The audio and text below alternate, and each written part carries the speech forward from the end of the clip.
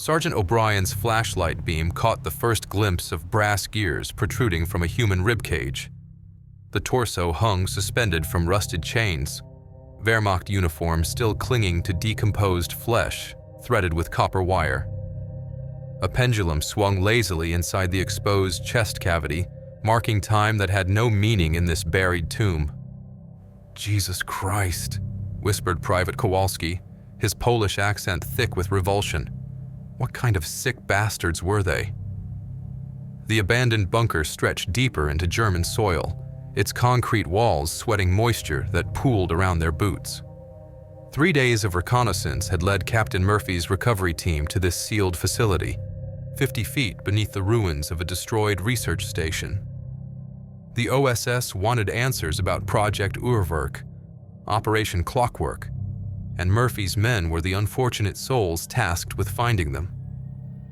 O'Brien nudged the hanging corpse with his rifle barrel. Metal clinked against metal, and somewhere in the darkness ahead, an answering chime echoed back.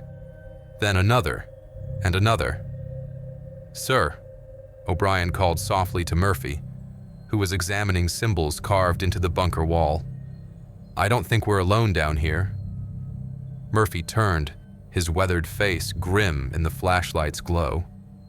20 years of military service had taught him to trust his instincts, and every fiber of his being screamed that they should retreat. But Washington needed intelligence on Nazi experiments that had supposedly ended with Berlin's fall 6 months ago. The symbols weren't German. They were older, much older. Geometric designs that hurt to look at directly, as if they shifted when observed. Murphy had seen similar markings in classified reports from the Pacific Theater, where Marines had encountered Japanese shrines with comparable warnings. A mechanical whirring drifted from the tunnel ahead, followed by the measured cadence of marching feet. Not the irregular shuffle of living soldiers, but the precise rhythm of automated machinery.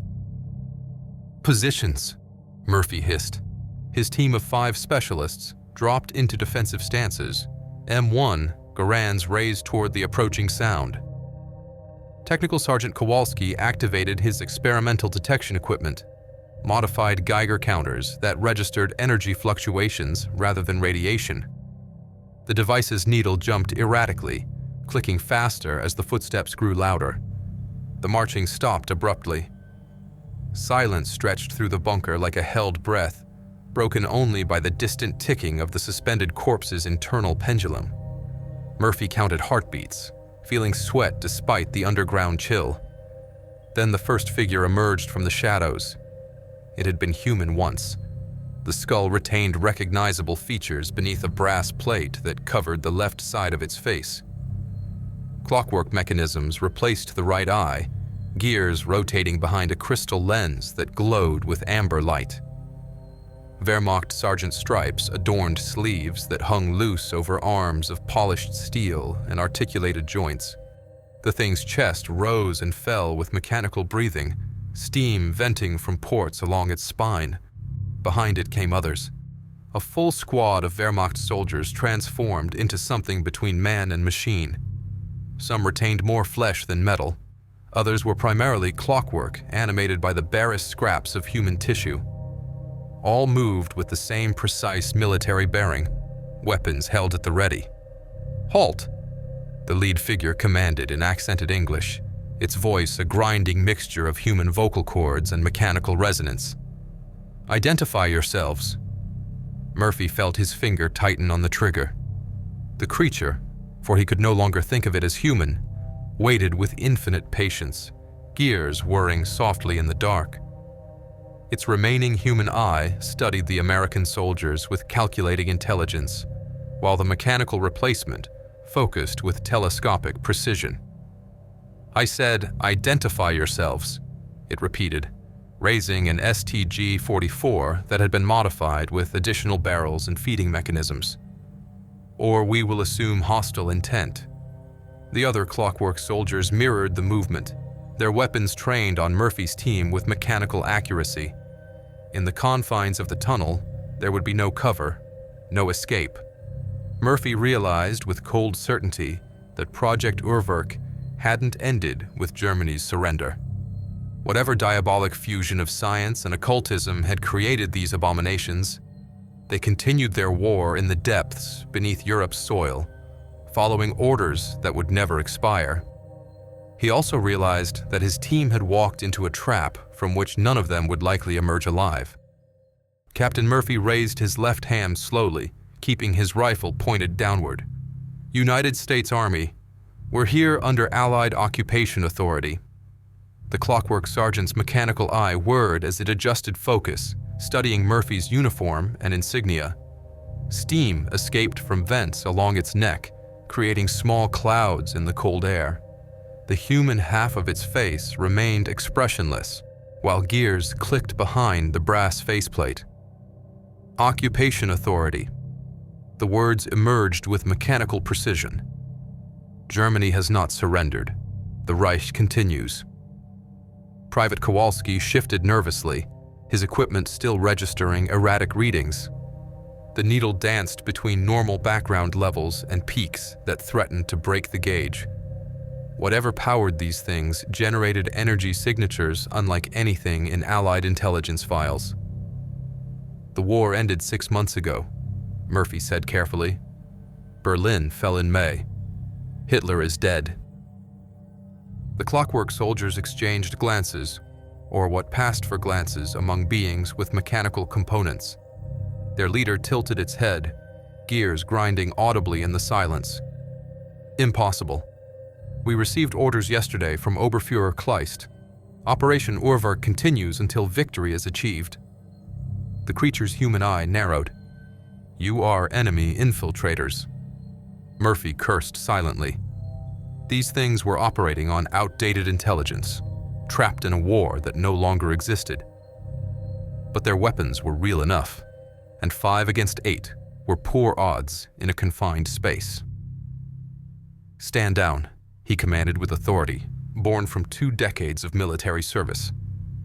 "By order of the Allied Control Council, all German forces are to surrender immediately." The mechanical sergeant's response was to chamber around in its modified STG-44. The other clockwork soldiers followed suit, their movements synchronized with military precision. Murphy noticed their weapons had been extensively altered, additional cooling vents, enlarged magazines, and brass fittings that matched their cybernetic modifications. "Sir," O'Brien whispered urgently, "movement behind us." Murphy risked a glance over his shoulder. More clockwork soldiers emerged from side passages, cutting off their retreat. They moved with purposeful coordination, suggesting a command structure that remained intact despite their grotesque transformation. Technical Sergeant Kowalski's detector began clicking frantically. "Captain, the energy readings are spiking. Something's powering up." Deep within the bunker, machinery hummed to life. Electric lights flickered on, revealing the full extent of the facility's preserved state. The concrete walls were lined with maintenance alcoves, each containing partially assembled clockwork soldiers in various stages of completion. Some were mere skeletons with mechanical joints, others nearly finished automatons lacking only final activation. "Behold the future of the Wehrmacht," the clockwork sergeant announced, its voice carrying notes of programmed pride. "Death cannot stop the Reich soldiers. We are eternal. We are perfect." Murphy studied the nearest alcove, where a technician's skeleton sat slumped over a workbench. Surgical tools lay scattered around what appeared to be a human brain suspended in preservative fluid, connected to brass electrodes. The implications made his stomach churn. "You're not soldiers anymore," he said. "You're abominations." The clockwork sergeant's human eye flashed with anger. "We are evolved. The weakness of flesh has been replaced with the strength of steel. We feel no fear, no pain, no doubt. We serve the Reich with absolute loyalty."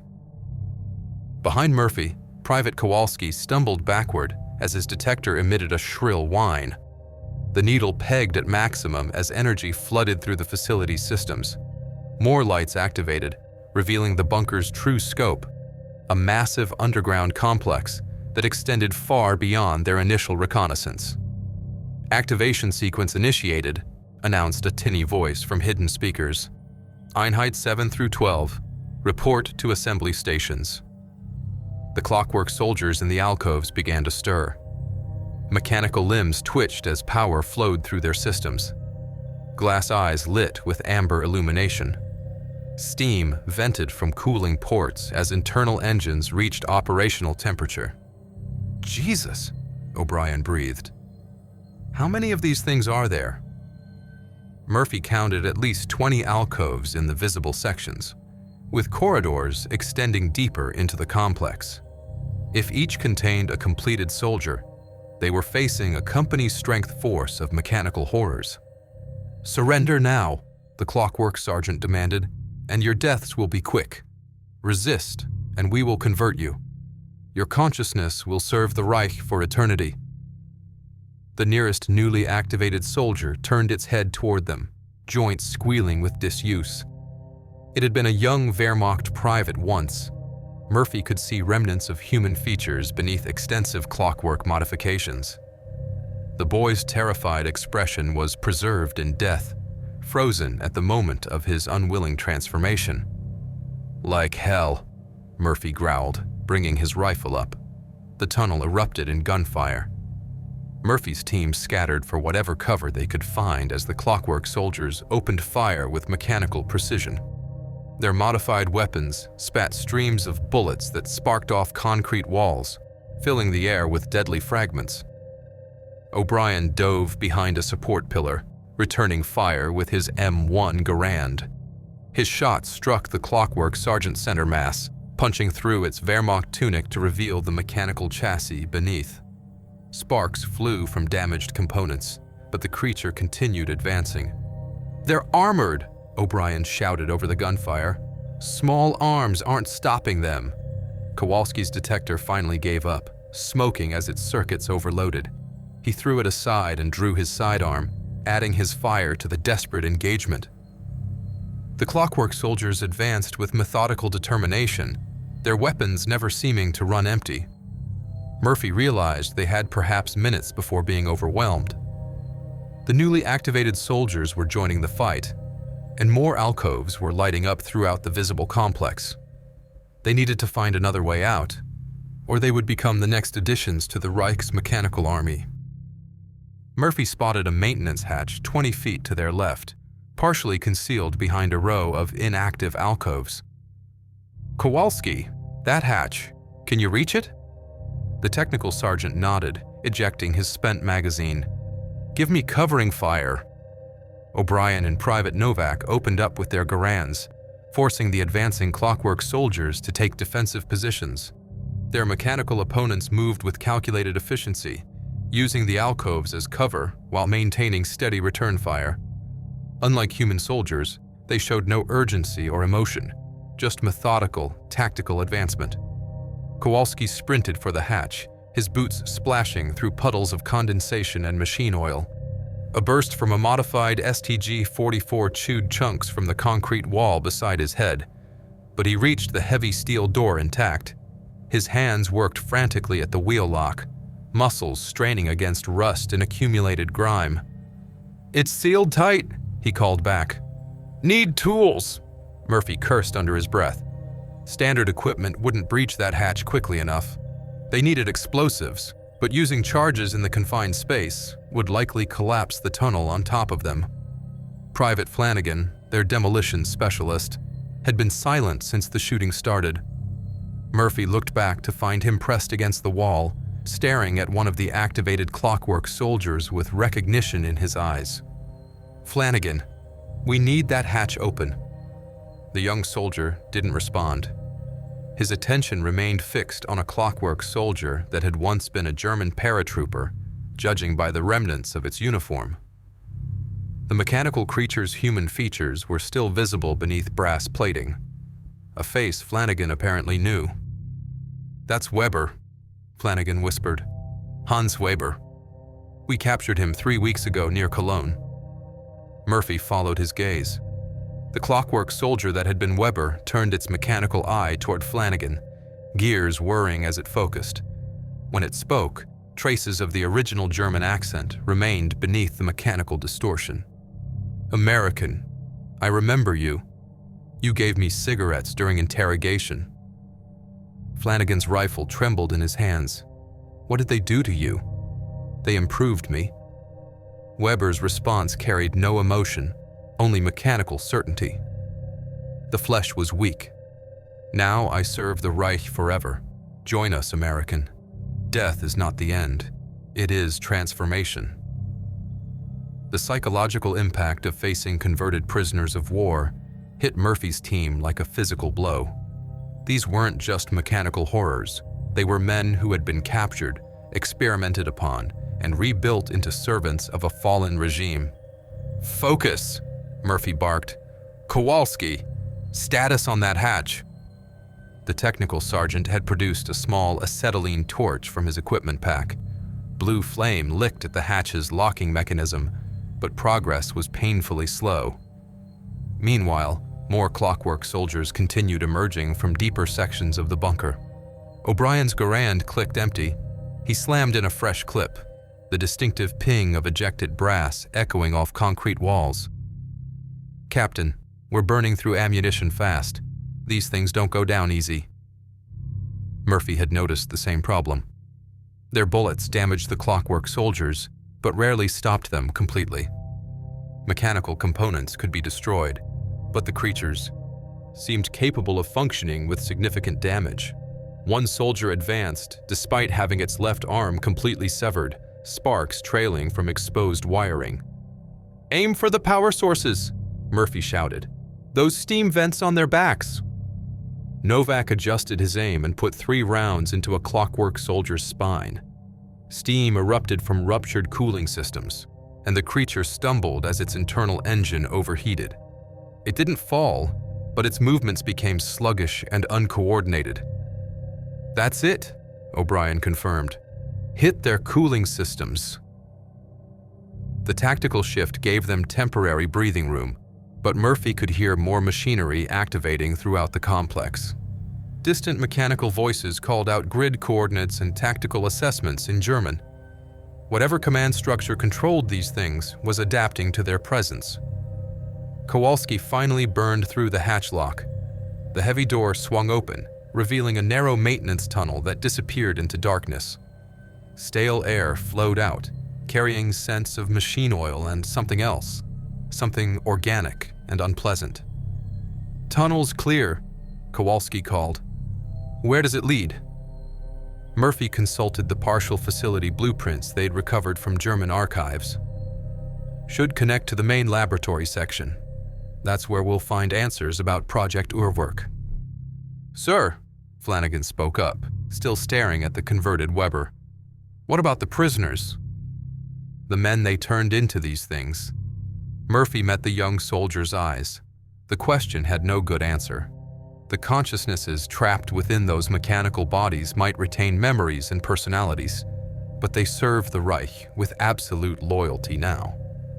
Whatever process had converted them had overridden their original allegiances. "They're gone, son. What's left isn't human anymore." Weber chose that moment to speak again, its mechanical voice carrying across the firefight. "We were volunteers, American. The weak flesh feared death, but we embraced improvement. Soon you will understand." The lie was obvious. Captured prisoners didn't volunteer for mechanical conversion. But the conviction in Weber's voice suggested it believed its own words. The transformation process hadn't just rebuilt their bodies, it had rewritten their memories and motivations. A new sound emerged from deeper in the bunker, heavy footsteps that shook dust from the ceiling. Something much larger than the infantry-class clockwork soldiers was approaching. Murphy glimpsed movement in the distant shadows, a hulking form that suggested they'd only faced the smaller units so far. "Move! Everyone through the hatch! Now!" His team needed no encouragement. They'd bought precious time with their resistance, but the situation was deteriorating rapidly. As they squeezed through the maintenance hatch one by one, Murphy took a final look at the clockwork soldiers.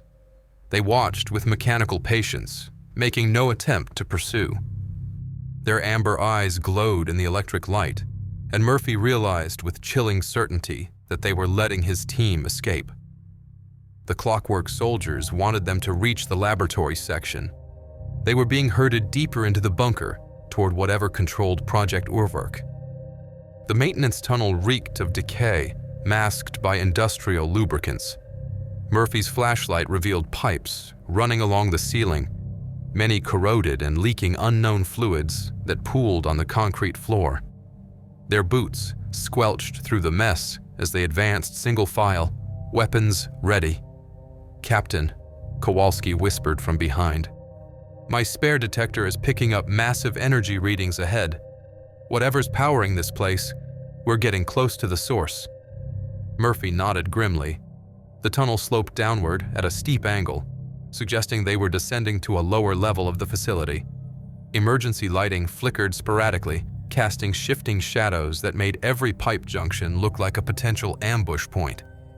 Behind them, mechanical voices echoed from the abandoned section. The clockwork soldiers weren't pursuing, they were coordinating. Murphy caught fragments of German commands discussing patrol routes and containment protocols. They were being tracked, not hunted. The tunnel opened into a vast underground chamber that defied Murphy's expectations. Cathedral-high ceilings disappeared into darkness above banks of electric lights. The space had been carved from solid rock, with massive concrete supports reinforcing the excavation. But it was the contents that made his blood run cold.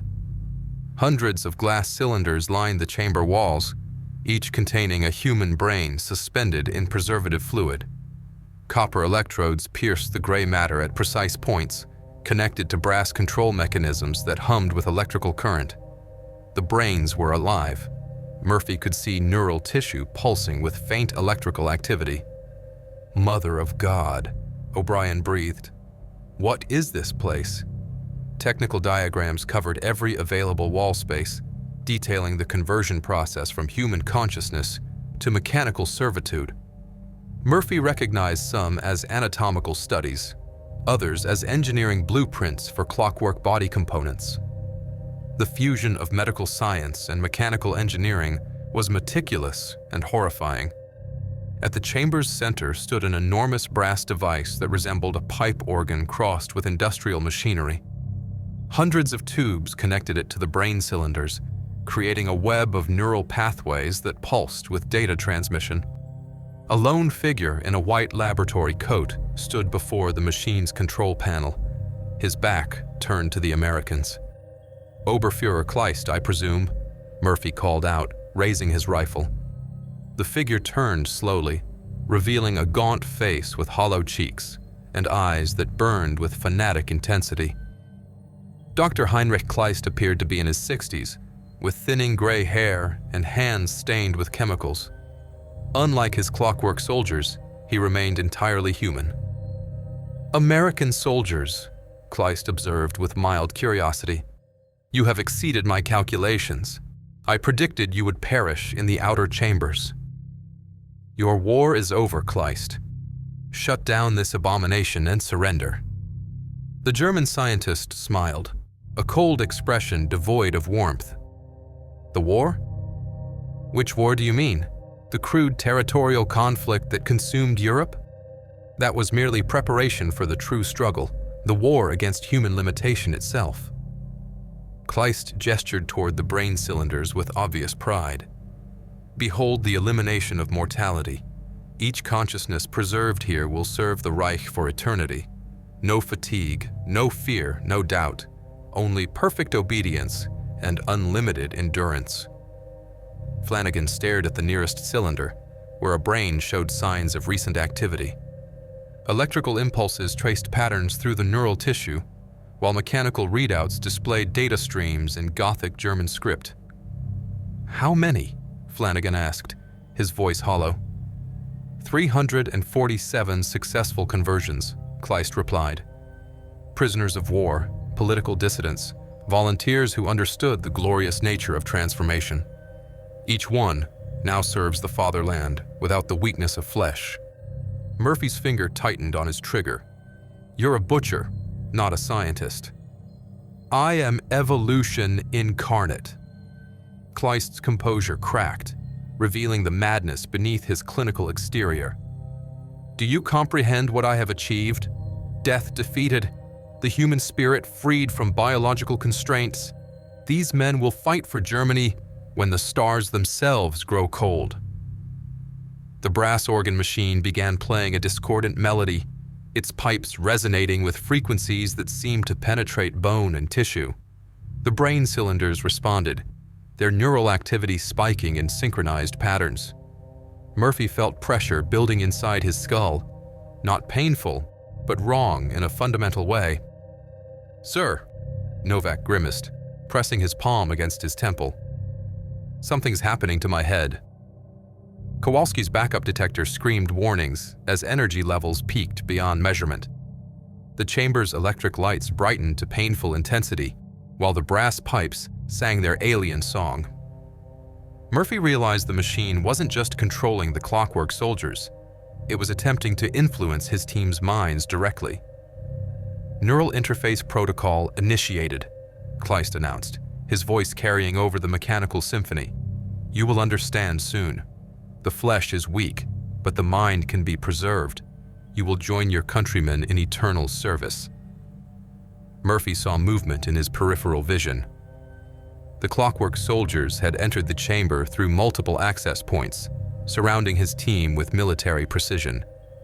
But they made no aggressive moves. They simply waited while the brass organ continued its psychological assault. O'Brien stumbled, his rifle wavering. "Can't concentrate. Thoughts getting fuzzy." The machine's influence grew stronger. Murphy felt foreign concepts trying to insert themselves into his consciousness. Loyalty to the Reich, acceptance of conversion, eagerness to abandon his failing human form. The brass pipes resonated at frequencies that bypassed conscious resistance, targeting deeper neural pathways. "Fight it," Murphy commanded, though his own thoughts felt sluggish. "Remember who you are." Kleist watched with scientific fascination as the Americans struggled against mental domination. "Resistance is temporary. The process is inexorable.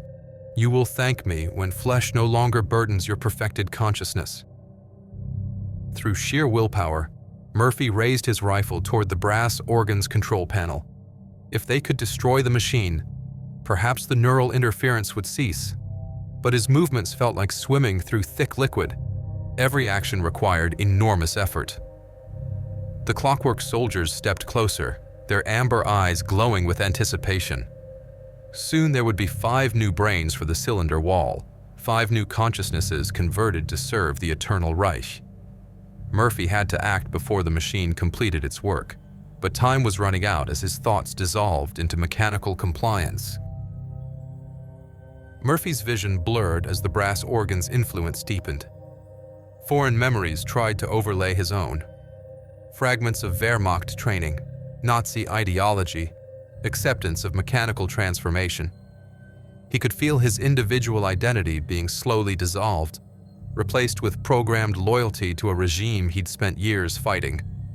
Flanagan, he managed through gritted teeth. Demo charges, the control panel. The young demolitions expert fumbled for his pack, hands shaking as he fought the mental intrusion. Sweat beaded on his forehead as competing thoughts warred in his mind. His training as an American soldier versus artificial memories of serving the Reich. "Can't reach." Flanagan collapsed to his knees, overcome by neural overload. Kleist monitored readouts on his control panel with scientific detachment. Subject resistance varies by individual psychological profile. The younger minds adapt more readily to conversion. Your demolitions specialist will be first to achieve perfect compliance. Murphy watched in horror as Flanagan's expression went blank. The young soldier's eyes lost their human spark, replaced by the mechanical focus Murphy had seen in the clockwork soldiers. Flanagan stood slowly, drawing his sidearm with robotic precision. "Conversion complete," Flanagan announced in a flat monotone. initiating prisoner subdual protocol. He turned the weapon toward his own teammates. Murphy realized the machine didn't need physical surgery to achieve mental domination.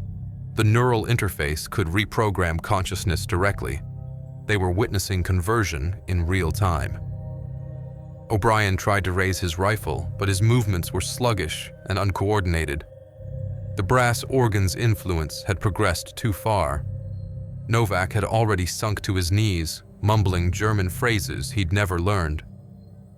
Only Murphy and Kowalski retained enough mental clarity to act, and their resistance was fading rapidly. Murphy forced his rifle up through tremendous effort, aiming at the control panel's central processing unit. His finger felt impossibly heavy on the trigger. "Fascinating," Kleist murmured, adjusting controls on his panel. "Your mental conditioning runs deeper than anticipated. Military discipline creates unexpected resistance patterns, but even the strongest will eventually succumb." The scientist increased power to the brass organ. The mechanical symphony grew louder, its alien harmonies reverberating through Murphy's skull. He felt his last defenses crumbling as artificial loyalty to the Reich flooded his consciousness. Then Kowalski acted with desperate inspiration. Instead of fighting the machine's influence, he embraced it, but channeled the mental energy toward his technical expertise. His hands moved with newfound precision as he accessed his equipment pack, pulling out thermite charges meant for destroying sensitive documents. "For the fatherland," Kowalski announced in perfect mechanical monotone. Kleist smiled with satisfaction as another American appeared to undergo conversion. He failed to notice Kowalski's true intention until the technical sergeant armed multiple thermite charges and hurled them toward the brain cylinder array. "9!" Kleist screamed, lunging for emergency shutdown controls. White-hot thermite erupted against the glass cylinders, shattering dozens in explosive bursts of preservative fluid and electrical discharge. The freed brains dissolved instantly in the chemical fire, their neural connections severed permanently. The brass organ's song faltered as data streams collapsed. The clockwork soldiers throughout the chamber convulsed as their controlling consciousnesses died. Several collapsed entirely, their motivating intelligence destroyed. Others began moving erratically, following corrupted command protocols without central coordination. Murphy felt the mental pressure ease immediately. His thoughts cleared as the neural interface lost its grip on his consciousness. Around him, his team began recovering from the machine's influence, all except Flanagan, whose conversion had progressed too far. "Stop him!" Murphy shouted as the controlled soldier turned his weapon toward Kowalski. O'Brien tackled Flanagan from behind, grappling for the pistol. The converted soldier fought with mechanical strength, no longer limited by human hesitation or fatigue. His movements were perfectly efficient, calculated to inflict maximum damage. More thermite charges detonated among the brain cylinders. Kleist frantically worked his controls, trying to salvage his life's work, as decades of research literally went up in flames. The brass organ began smoking as overloaded circuits burned out. "You don't understand!" Kleist shrieked over the destruction. "This was humanity's next evolutionary step. Immortality. Perfection. You're destroying the future." "We're destroying an abomination," Murphy replied, steadying his rifle despite lingering mental fog. He put 3 rounds center mass into the brass organ's primary processing unit. Sparks cascaded from shattered components as the machine's alien song died in electronic squeals. Throughout the chamber, clockwork soldiers froze mid-motion as their controlling intelligence fragmented. But the damage was already done. Hundreds of human consciousnesses had been enslaved, their bodies rebuilt into mechanical servants of a fallen regime. The survivors would continue their war indefinitely, following the last orders they'd received. Kleist drew a Luger from his laboratory coat, his hands trembling with rage and desperation. "If I cannot preserve the future, then at least I can eliminate those who destroyed it." The gun wavered as he tried to aim at Murphy. Before he could fire, Flanagan broke free from O'Brien's grip and lunged forward. The converted soldier's mechanical reflexes served him well. He covered the distance to Kleist in 3 quick strides. Mission priority: preserve project leadership, Flanagan announced as he wrestled the pistol away from the scientist. Kleist stared in horror as his own creation turned against him. The neural programming had interpreted Murphy's team as a threat to Project Urwerk, making Kleist himself a target for elimination when he endangered the mission. "No," Kleist whispered. "You're supposed to obey me. I created you." Oberfuhrer Kleist represents security compromise, Flanagan stated with mechanical logic. Termination authorized. The sound of the Luger firing echoed through the chamber. Kleist crumpled to the floor, his lifeless eyes staring at the ruins of his research.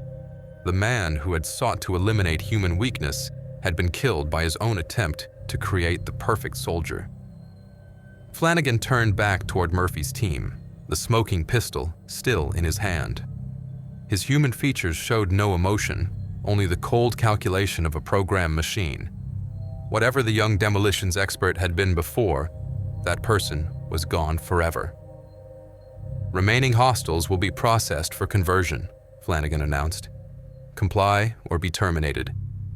Murphy realized their nightmare was far from over. They destroyed the control system, but Flanagan remained fully converted. And somewhere in the bunker's depths, other clockwork soldiers continued their eternal war, following orders that would never be rescinded.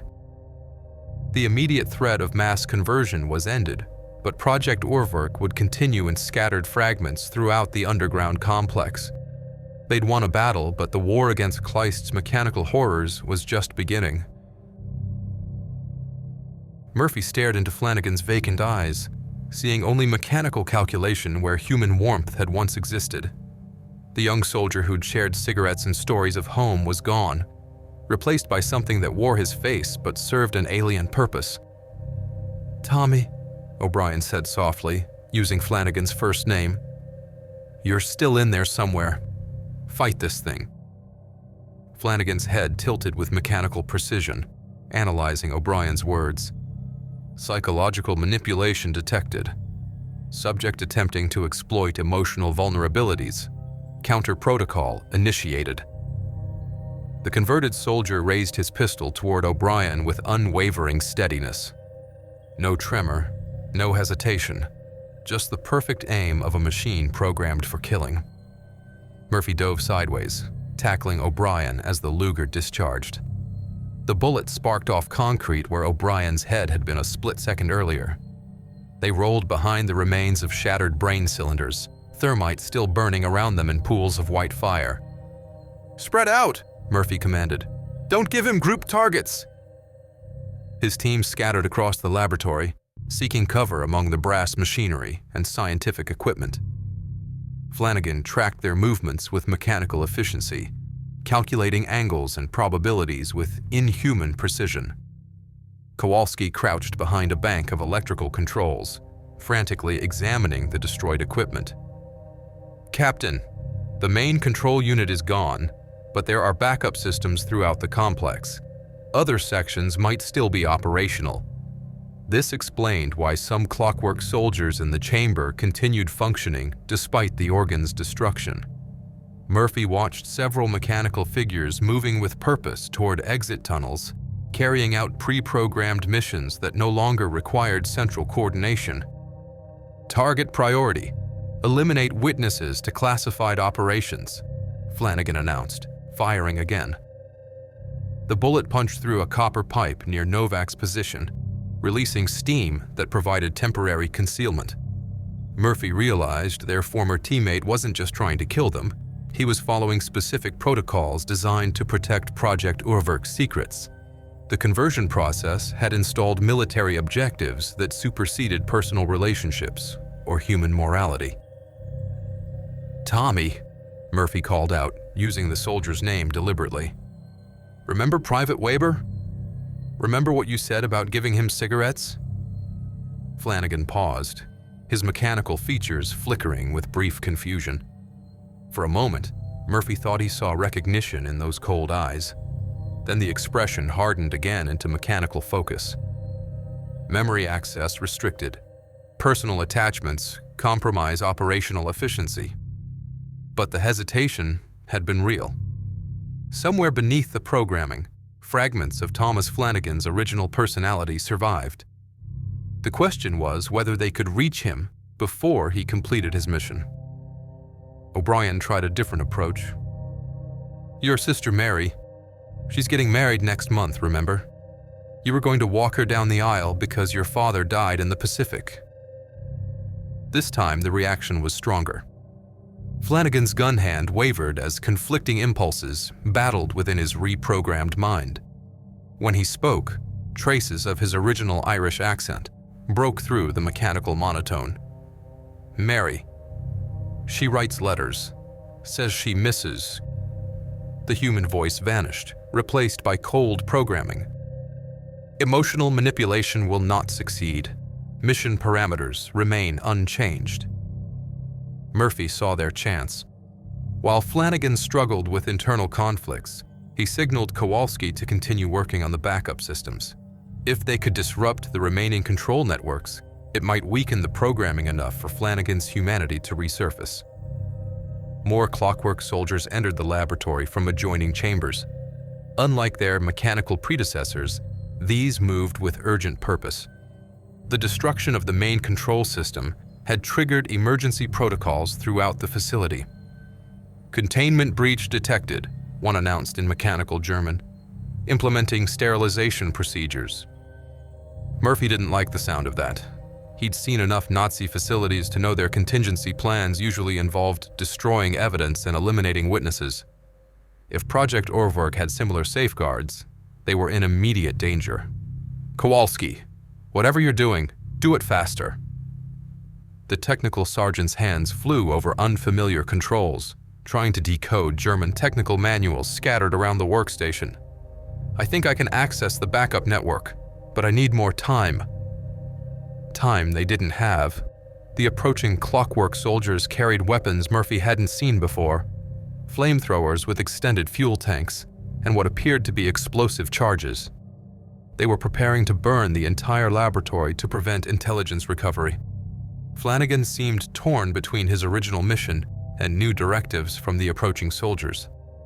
His programming struggled to prioritize conflicting objectives, eliminate witnesses versus preserve facility security versus follow orders from clockwork superiors. "Authorization required for sterilization protocol," Flanagan stated, turning toward the German clockwork soldiers. "American prisoners designated for conversion, not termination." "Override authorized," the lead German replied. "Facility security compromised. All evidence must be eliminated."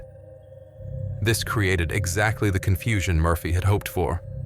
Flanagan's programming couldn't reconcile contradictory orders from different authority sources. The converted soldier stood frozen as his artificial consciousness tried to resolve the logical paradox. O'Brien seized the moment, rushing forward to grab Flanagan's weapon. Instead of fighting back, the confused soldier allowed the pistol to be taken.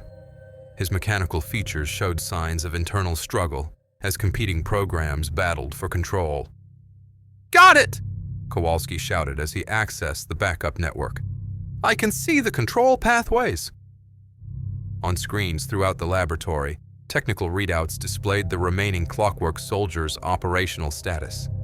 Most showed green indicators for full functionality, but several displayed warning signals where damage had compromised their systems. "Can you shut them down?" Murphy asked.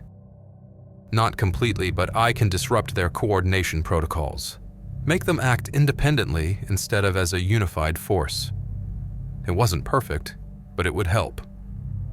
Murphy watched as Kowalski input commands that severed communication links between the mechanical soldiers. Throughout the facility, coordinated movements dissolved into individual actions as each clockwork soldier reverted to basic programming.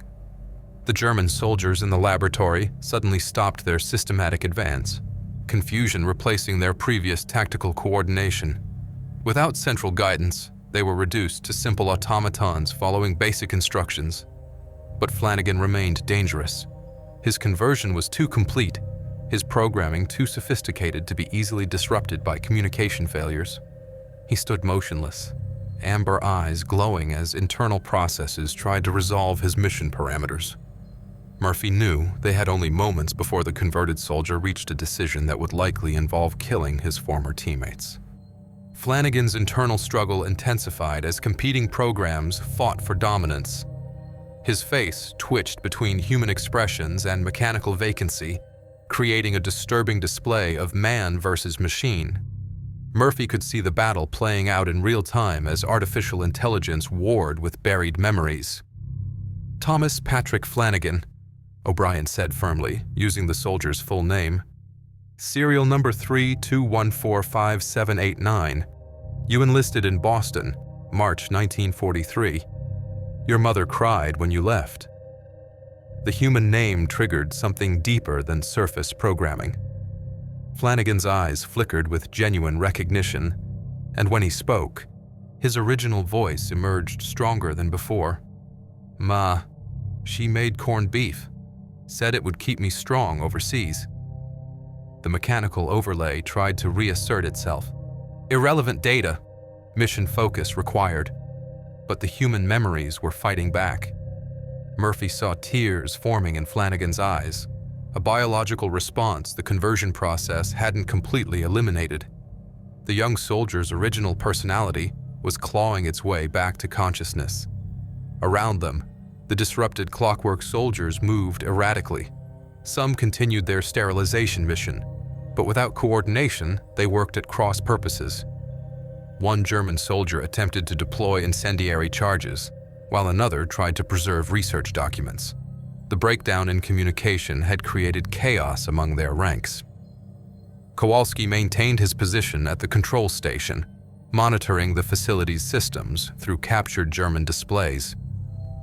"Captain, I'm reading massive energy buildup in the lower levels. Something big is powering up down there." Murphy didn't like the implications. If Project Urwerk had additional facilities deeper in the complex, they might face threats far worse than infantry-class clockwork soldiers. The thermal readings Kowalski described suggested industrial-scale machinery. "Can you identify the source?" "Negative.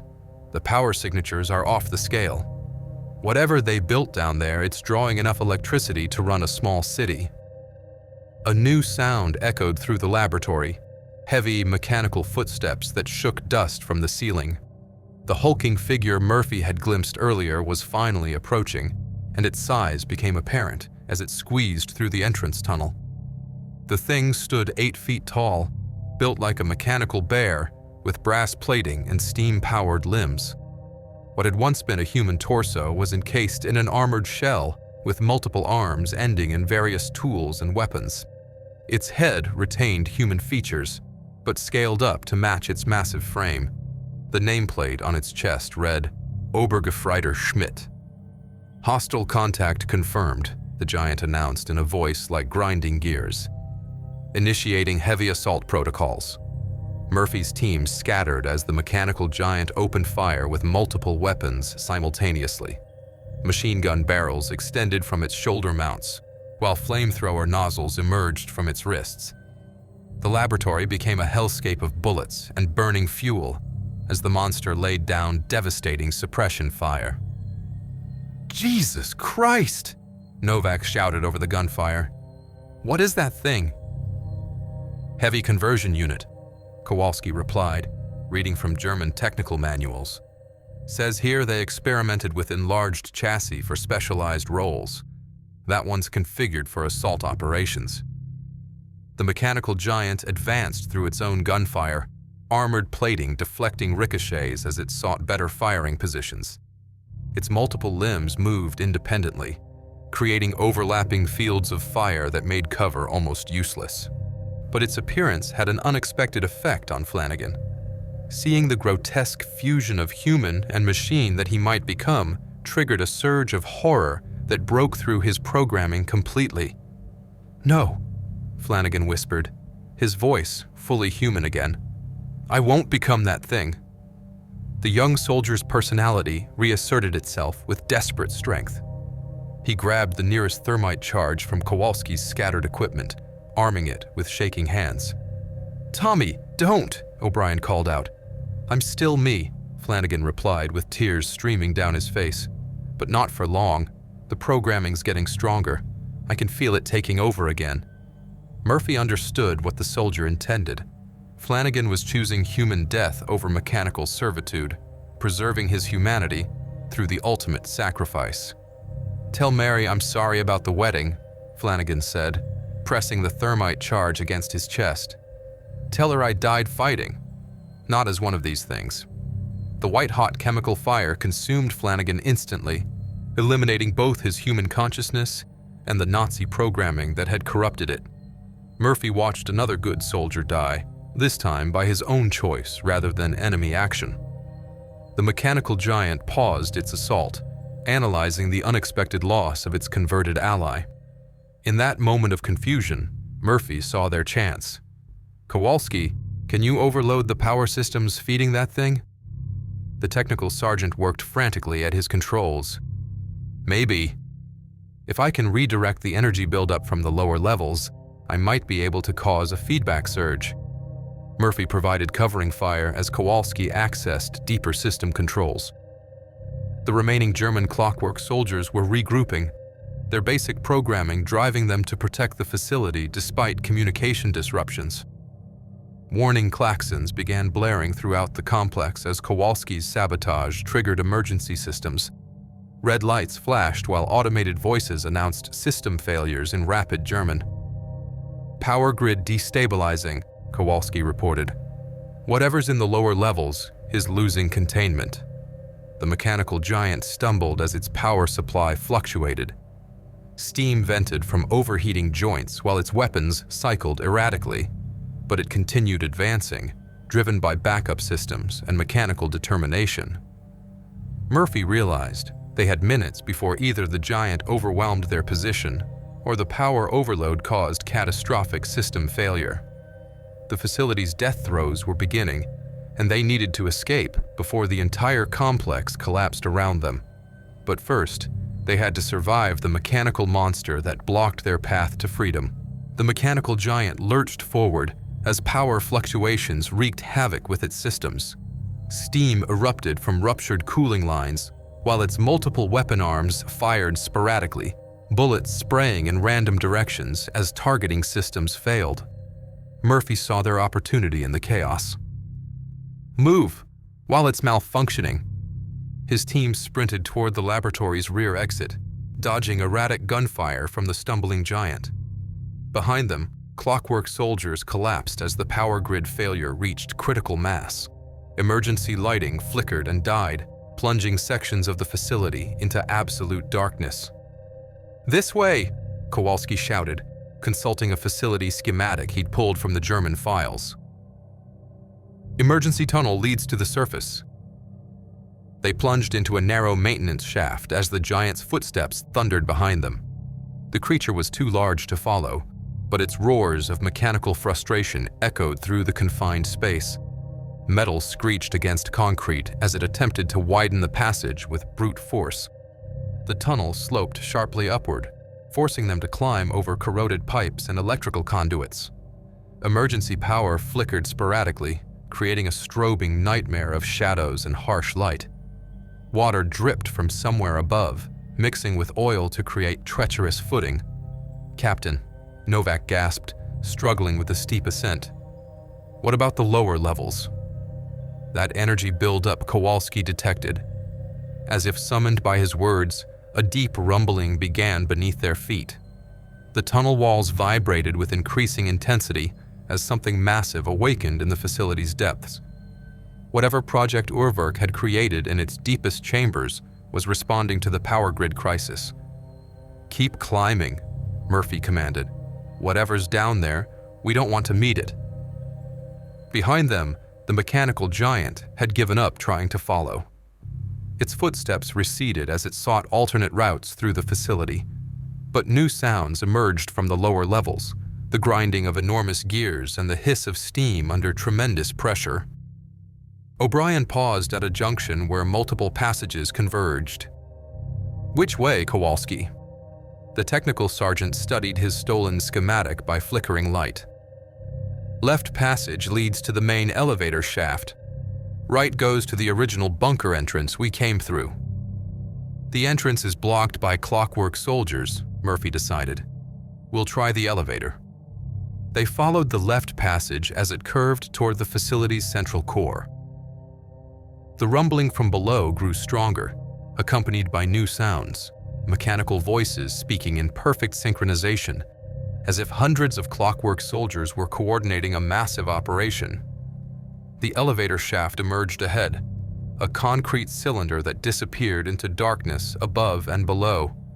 Industrial cables hung slack where the elevator car had been, probably destroyed during the power failures, but metal rungs had been built into the shaft wall, providing a dangerous but viable route upward. 50 feet to the surface, Kowalski estimated, shining his flashlight up the shaft. We can make it. Murphy went first, testing each rung carefully before trusting his weight to the corroded metal. The rungs were slick with condensation and decades of accumulated grime, making every handhold treacherous. Below them, the facility's death throes continued with increasing violence.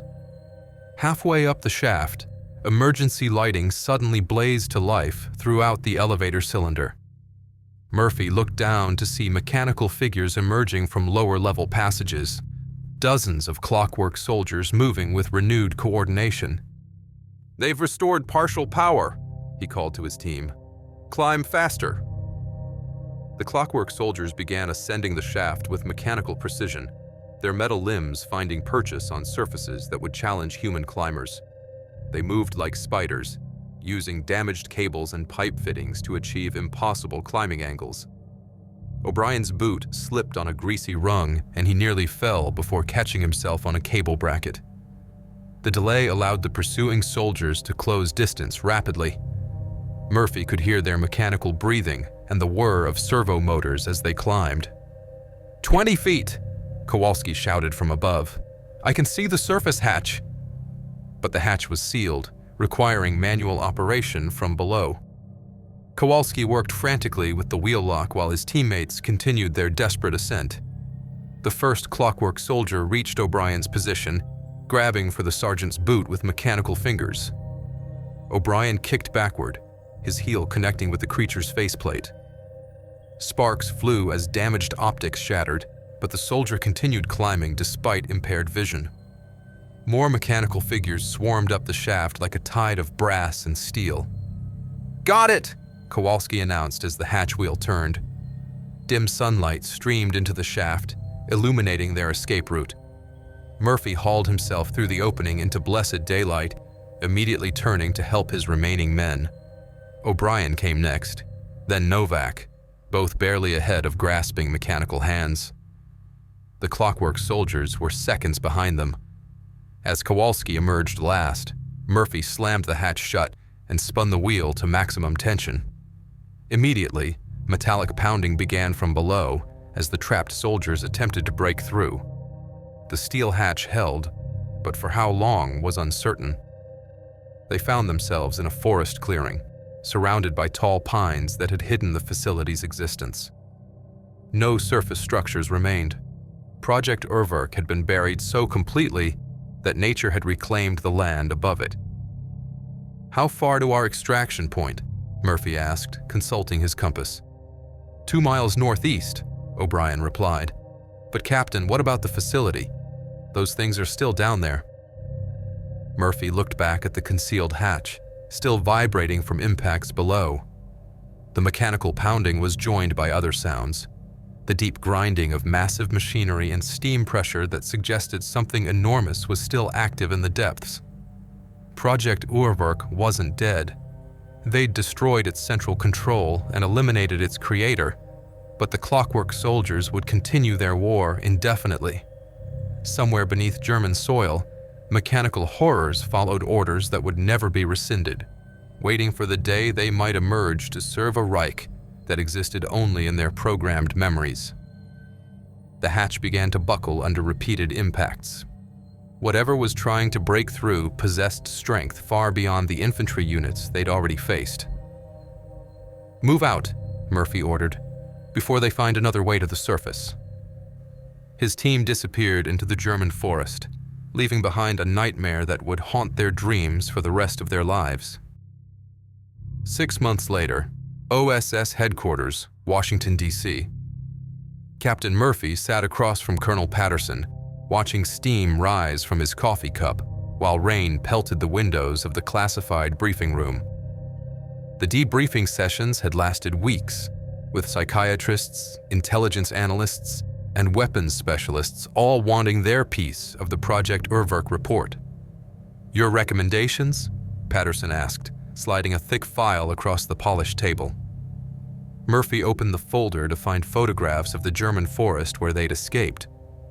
Recent aerial reconnaissance showed no surface activity, but thermal imaging revealed heat signatures moving through underground passages. The clockwork soldiers were still active, still following their programmed directives. "Seal it permanently," Murphy replied without hesitation. "Concrete, steel, whatever it takes. Those things down there will never stop serving the Reich. They can't be reasoned with, can't be converted back. They're weapons that will run forever." Patterson nodded grimly. "The British agree. They've had similar encounters in occupied territories. Mechanical soldiers following outdated orders, attacking anyone who isn't Wehrmacht. 3 recovery teams have gone missing near Hanover." Murphy wasn't surprised. Kleist's work had been too thorough, too extensive to exist in only one location. The Nazi regime had been desperate enough in its final months to pursue any advantage, no matter how monstrous. "What about my men?" Murphy asked. "Kowalski's been reassigned to technical intelligence. His expertise with captured German equipment is valuable. O'Brien and Novak are being transferred stateside. Medical discharge with full honors. The nightmares haven't stopped." Murphy understood. His own sleep was plagued by mechanical voices and amber eyes that glowed in the darkness. Sometimes he woke convinced he could hear clockwork gears ticking in the walls of his apartment. The doctors called it combat stress, but Murphy knew better. Some horrors carved themselves too deeply into the human mind to ever heal completely. "There's something else," Patterson continued, producing a telegram. 3 days ago, a French patrol reported contact with German soldiers near the Maginot Line. The description matches your clockwork soldiers. Mechanical augmentations, perfect German, following obsolete tactical doctrines. The implications chilled Murphy. How many facilities had the Nazis built? How many converted soldiers wandered through post-war Europe, still fighting a conflict that had ended months ago? The clockwork soldiers didn't age, didn't tire, didn't question orders. They could continue their war for decades. "We're establishing a classified task force," Patterson explained. "Codename Project Kronos, intelligence gathering, containment protocols, elimination when possible. We need experienced personnel who understand the threat." Murphy knew what was being asked. Part of him wanted to refuse, to return to normal military service and forget the nightmares beneath German soil. But Flanagan's sacrifice haunted him. The young soldier had chosen human death over mechanical servitude. Someone had to ensure his choice meant something. "I'll take the assignment," Murphy decided. "But I want operational autonomy. These things are too dangerous for standard military engagement." "Agreed. Your first target is a facility in Austria. Mountain bunker, similar energy signatures to the German site. Local resistance reported strange soldiers speaking German in a valley that's been evacuated since 1943. Murphy studied the mission files, recognizing the same mixture of science and occultism that had created Project Urwerk. The Nazis had spread their mechanical horrors across occupied Europe like seeds of an eternal war. Outside the window, Washington bustled with the energy of victory. Citizens celebrated the end of global conflict, unaware that fragments of the defeated Reich continued their struggle in hidden bunkers and forgotten laboratories. The clockwork soldiers would never surrender, never acknowledge defeat, never stop serving their mechanical version of Nazi ideology. Murphy closed the file and stood to leave. Somewhere in the Austrian mountains, brass gears turned and steam engines powered the dreams of dead fanatics. Human consciousness trapped in mechanical bodies followed orders issued by a regime that existed only in their programmed memories. The war was over for everyone except the clockwork soldiers. For them, it would continue until the last gear stopped turning and the final steam engine fell silent. And Murphy would be there to face them, carrying the memory of Thomas Flanagan and all the other good soldiers who had died fighting humanity's worst impulses. He walked into the Washington rain, already planning his next descent into the mechanical underworld where Germany's darkest experiments waited in patient servitude. The clockwork soldiers had all the time in the world, but so did the men sworn to stop them. The real war was just beginning.